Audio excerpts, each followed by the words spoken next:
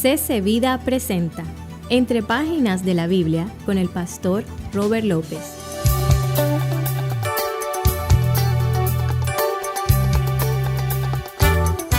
Hay mucha gente que no son convertidas y todavía siguen dentro de las costumbres del mundo que ellos aprendieron afuera y que ahora están tratando de arrastrar dentro de la misma iglesia.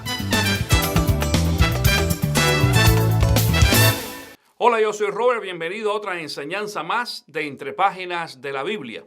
No importa si nos ves a través del internet o a través de la televisión, qué bueno que estás en contacto con nosotros una vez más. El título de la enseñanza del día de hoy es Tramposos en complicidad. Tramposos en complicidad. Y te invito a que busques allí en tu Biblia el libro de los Hechos, capítulo número 5, donde va a estar basada la enseñanza del día de hoy.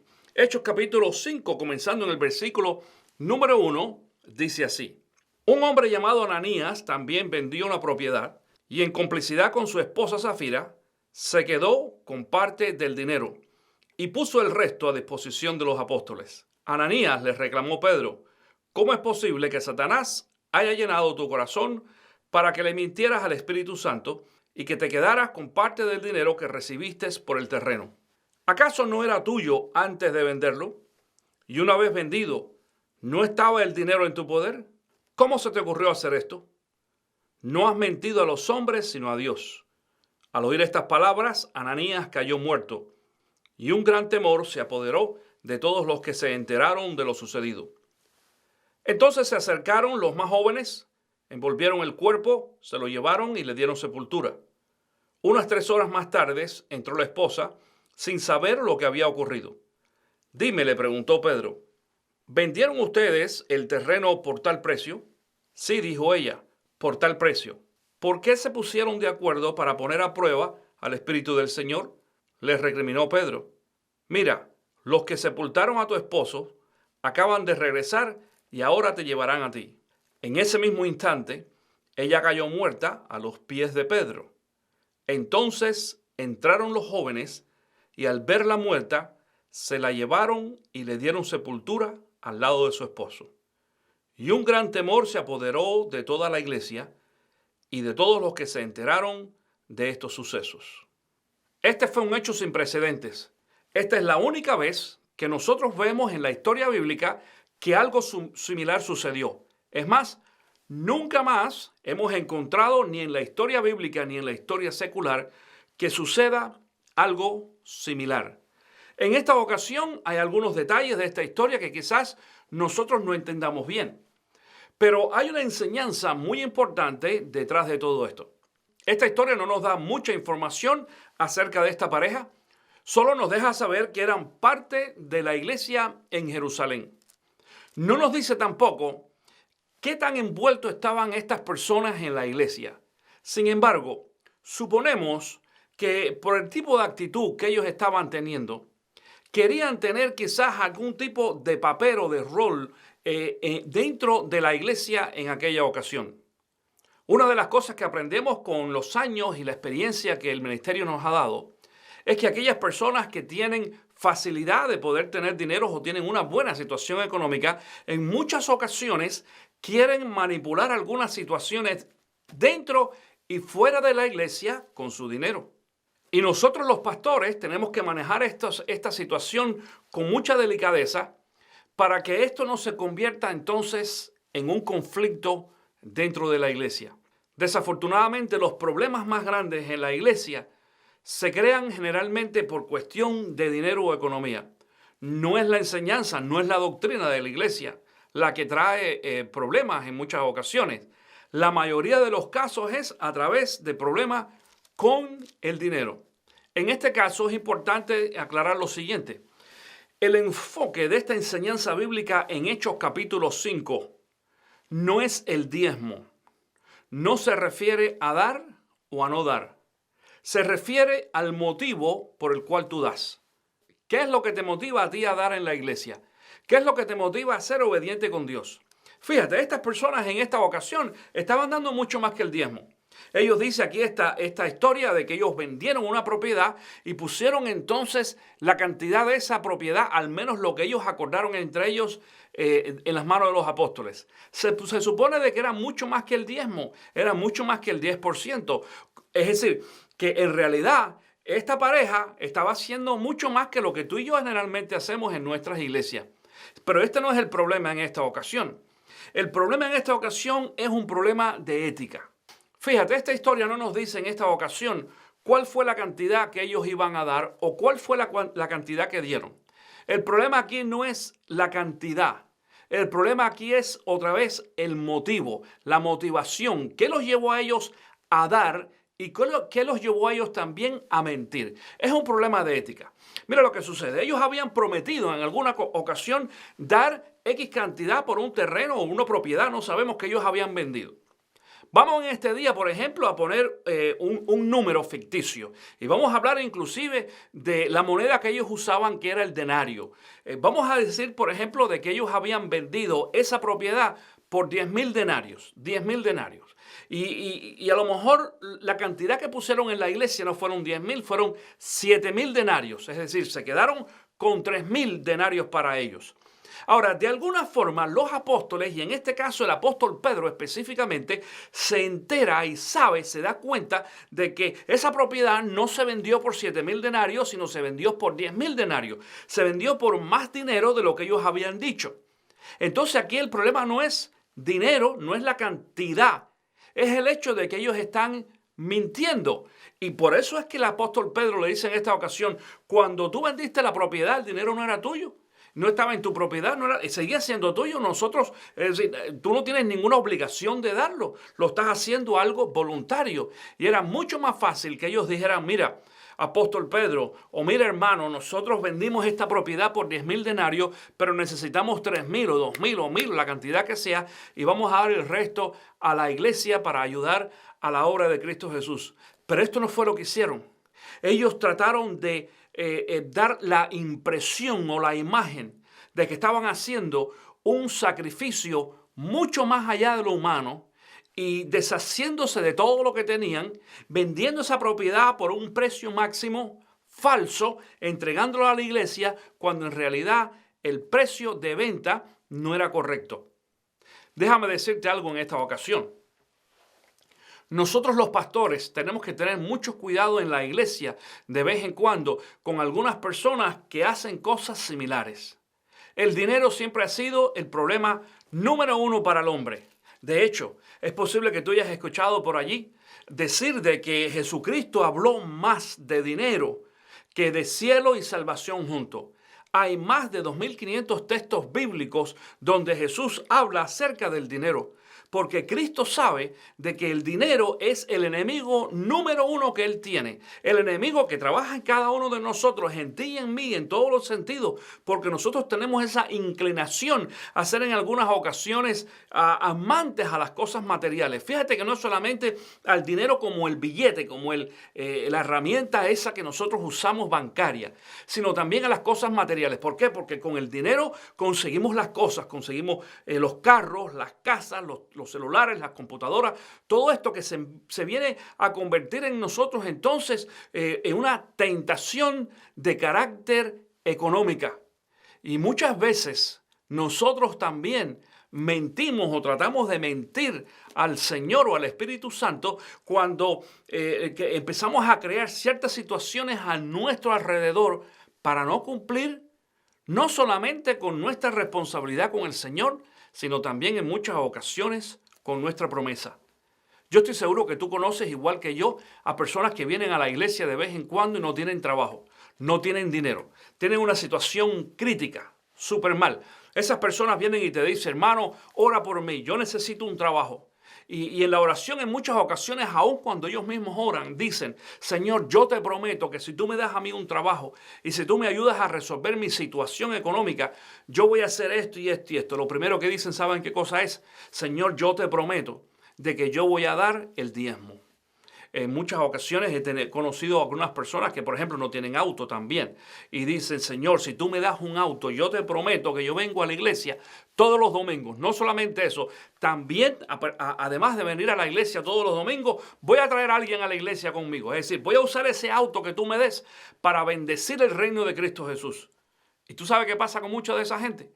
Dios le responde su oración. Dios le da el trabajo y Dios le da también el carro. Y al final, ¿sabes lo que hacen? Se pierden, porque los domingos en vez de venir a la iglesia lo que hacen es que se van a la playa o a pasear o a un parque, ahí a su barbecue, a ver los familiares y se olvidan de la promesa que le hicieron a Dios. Algo similar sucedió en esta ocasión. Ahora, es posible, yo no estoy seguro, es posible de que una de las motivaciones de esta pareja para hacer esa gran donación, diciendo de que habían vendido esa propiedad por un precio mayor, completo, y según ellos lo habían entregado, pero vemos de que no fue así, que le restaron a la cantidad. Es posible de que una de las razones por las cuales ellos estaban tratando de hacer esto era para quizás tomar un lugar, para impresionar dentro de la iglesia, para impresionar quizás al apóstol Pedro y al resto de los apóstoles en aquella ocasión y buscar quizás una posición mejor en la iglesia. Tú sabes que eso sucede también en la iglesia, aquella gente que quiere manipular, mucho más que controlar, manipular a través del dinero, a través de los diezmos. Recuerdo en una ocasión a una familia que asistía a mi iglesia y ellos querían hacer algunas cosas que no era el propósito o la visión de nuestro ministerio. Ellos eran aparentemente, no sé por qué, yo no hago cálculo, nada por el estilo con la gente, pero aparentemente eran fieles con su diezmo cada domingo. Y esta familia me dijo, pastor, si aquí en esta iglesia no se va a hacer lo que yo quisiera que se haga, entonces nosotros nos vamos a ir de la iglesia y vamos a dejar de diezmar. Y yo tuve que decirle a esta persona, mis queridos hermanos, déjenme decirle esto. Nosotros estamos aquí antes que ustedes llegaran y vamos a continuar aquí después que ustedes se vayan. Dios siempre, siempre será fiel con su iglesia y será fiel aún también en base a aún de ese pequeño grupo de hermanos que son fieles y que no solamente movidos por la obediencia, sino también movidos por la ética, haciendo lo correcto, le dan al Señor exactamente lo que le han prometido. Ahora, hay muchos casos que pudiéramos poner como ejemplo de algo parecido a este tipo de trampa con complicidad. Fíjate, este mensaje así se llama, esta enseñanza es tramposos en complicidad. Y yo lo titulé de esta forma porque esta es la palabra que aparece allí al principio, entre el versículo 1 y 2, que dice de que este hombre en complicidad con su esposa Zafira. En complicidad quiere decir en arreglo, de acuerdo con ella. Ahora, la palabra complicidad, atención con esto, porque es importante de que tú y yo estemos de acuerdo con los demás, pero de acuerdo para hacer cosas buenas. La palabra complicidad no es el resultado de algo bueno, sino el estar de acuerdo para hacer algo malo o algo incorrecto, que fue lo que sucedió aquí. Bueno, en algunas ocasiones conocemos a personas que toman este tipo de actitud también en la iglesia. Cuidado, por ejemplo, cuidado en las iglesias con aquellas personas que entran a la iglesia para establecer un negocio. Yo siempre digo lo siguiente, no hagas negocio con el resto de los cristianos. Cuando dos cristianos entran en negocio, siempre hay una tercera persona en esos negocios. ¿Y sabe quién es? El diablo. El diablo siempre se trata de meter entre dos cristianos. Tienen que ser dos cristianos muy maduros, no solamente en lo espiritual, sino en lo secular, para que ellos tengan cuidado y sepan cuándo el diablo se está tratando de meter en su negocio. Lo más común ahora en estos últimos tiempos es que en las iglesias entran estas personas. Hay veces que en muchas ocasiones son matrimonios, otras veces son personas solas, pero acompañadas con alguien, es decir, en complicidad. Escucha esto, para hacer negocios. Por ejemplo, te voy a poner algunos de esos negocios en este tiempo. Cuidado con aquellos que andan vendiendo productos de Amway en la iglesia. Cuidado con aquellos que están haciendo negocios que se llaman pirámides. La mayoría de ellos son pirámides. No solamente que es ilegal, aún en este país, al menos en los Estados Unidos. Si tú que nos estás mirando allí en televisión o internet, vives aquí en los Estados Unidos, sepas de que aquí en este país ese tipo de negocio es ilegal. Mucha gente lo hace y en muchas ocasiones tú le dices, pero esto es una pirámide, y te dicen, no, hermano, no, esto no es una pirámide. Sí, ¿cómo que no? Sí lo es. Tenemos que tener mucho cuidado con eso. Tenemos que tener cuidado también con aquellos que entran a las iglesias, por ejemplo, y en muchas ocasiones se hacen hasta miembros de la iglesia.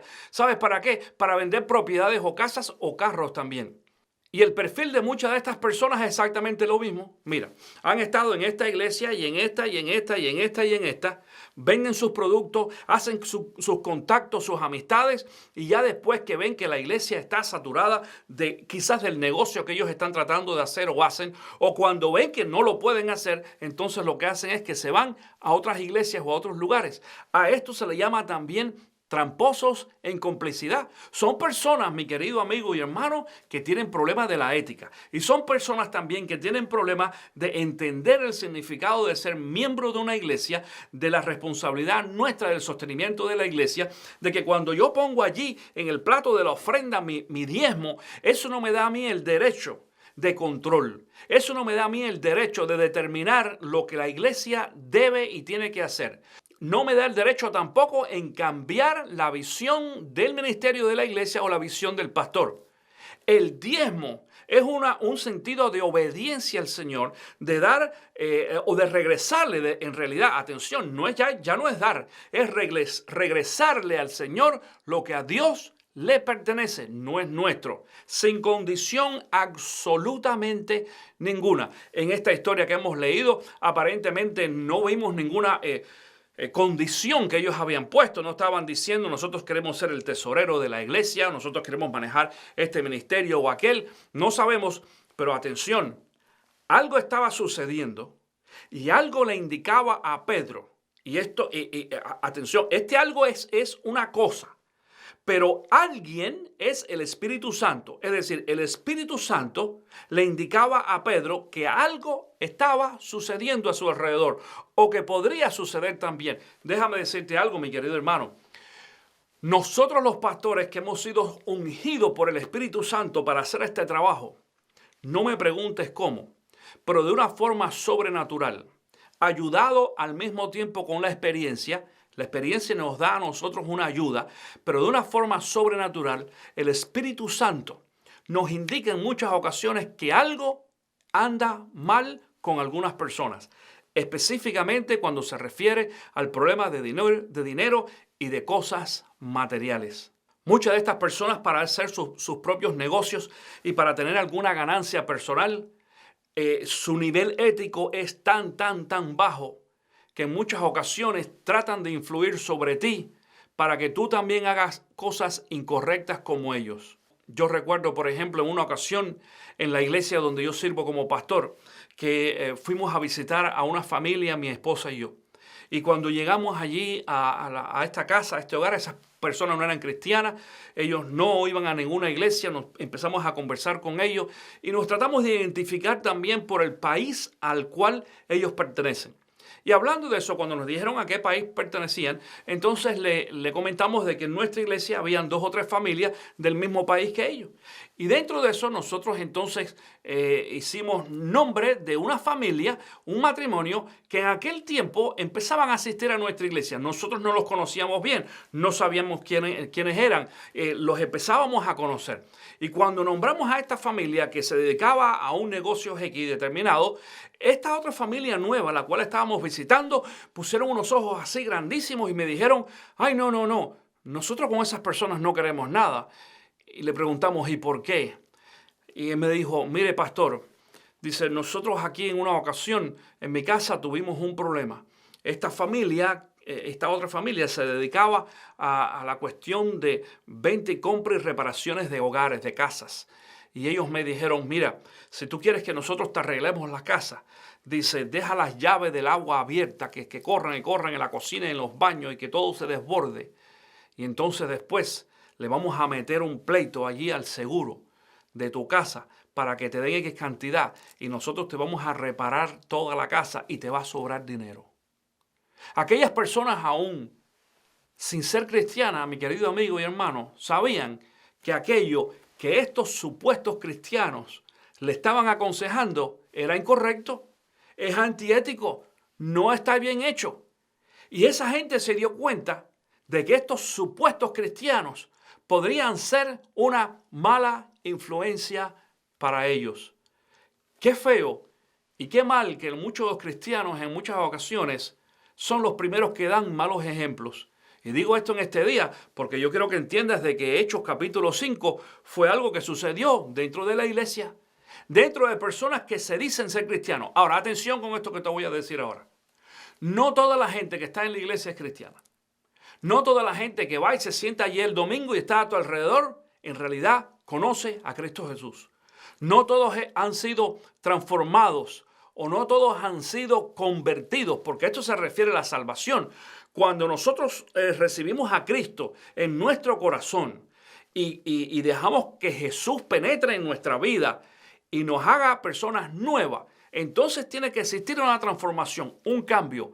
A esto se llama conversión. Hay mucha gente que no son convertidas y todavía siguen dentro de las costumbres del mundo que ellos aprendieron afuera y que ahora están tratando de arrastrar dentro de la misma iglesia. Cuidado.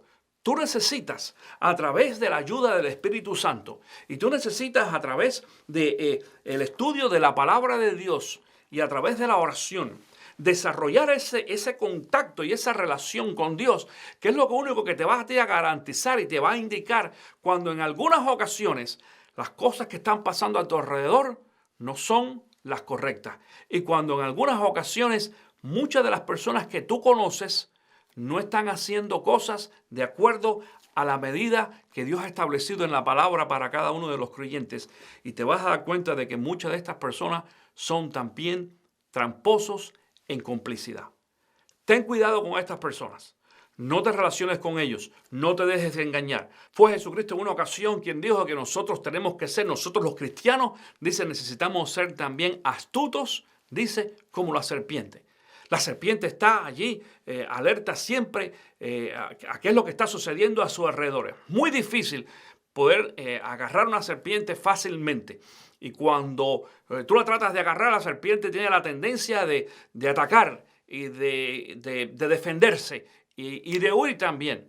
Nosotros los cristianos, según la enseñanza de Cristo Jesús, a pesar de que este es un ejemplo que en algunas ocasiones es un poco difícil para nosotros porque tenemos la imagen de que la serpiente siempre es Satanás, pero en esta ocasión Jesús es el quien dice de que nosotros los cristianos tenemos que ser astutos como la serpiente. En el mundo, tanto dentro y fuera de la iglesia también, tú y yo tenemos la responsabilidad de ser astutos, de estar allí alertas y tener cuidado con aquellos que son también tramposos en complicidad. Una de las cosas que garantiza este extra sentido como cristianos para darnos cuenta de que a nuestro alrededor están sucediendo cosas que no son correctas o normales, está basada en nuestra relación con Dios a través de Cristo Jesús. Es decir, que para que tú puedas desarrollar ese sentido sobrenatural, tú necesitas estar conectado con Dios. Pero si tú hoy que me estás mirando allí, tanto en televisión o en la internet, en la casa, en el trabajo, en la oficina, a través quizás de tu teléfono móvil o tu tableta, no importa. Si tú no conoces a Cristo Jesús como tu Salvador personal y como el único Señor de tu vida, tú entonces estás desconectado de Dios.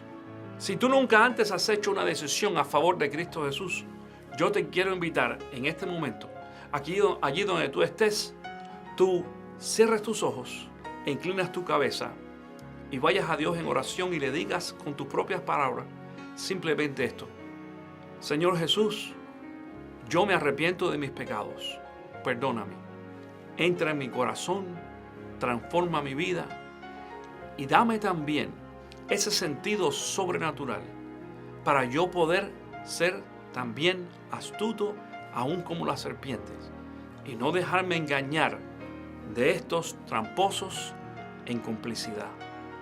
Si en este día tú has hecho esa oración tan sencilla, yo te tengo que felicitar y decirte bienvenido a la familia de Dios. Ahora en este momento, el Señor entonces te ha sellado a ti a través de la presencia del Espíritu Santo en tu vida. Quiero decirte también en esta ocasión de que si esta enseñanza ha sido de bendición para ti, nosotros quisiéramos saberlo. Allí en la pantalla aparece nuestra dirección electrónica y el número de teléfono de nuestras oficinas. Nos gustaría que nos escribas o nos llames para saber también de qué forma esta enseñanza y este programa está siendo de bendición para tu vida. No te olvides también de compartirlo allí a través de las redes sociales con tus amigos y familiares, porque de la misma forma que esta enseñanza te bendice a ti, puede bendecir a muchas otras personas a tu alrededor. Una vez más, gracias por estar en contacto con nosotros en esta ocasión y te espero en la próxima enseñanza de Entre Páginas de la Biblia. Que Dios te bendiga. Usted puede obtener una copia de este video en formato DVD enviando su donativo de $10, incluyendo envío y manejo, escribiendo a Entre Páginas de la Biblia, 3530 East Fort King Street, Ocala, Florida 34470, o a través del correo electrónico info@ccvida.com. Para más detalles o información, visite ccvida.com. Esto fue una producción de Entre Páginas de la Biblia con el pastor Robert López.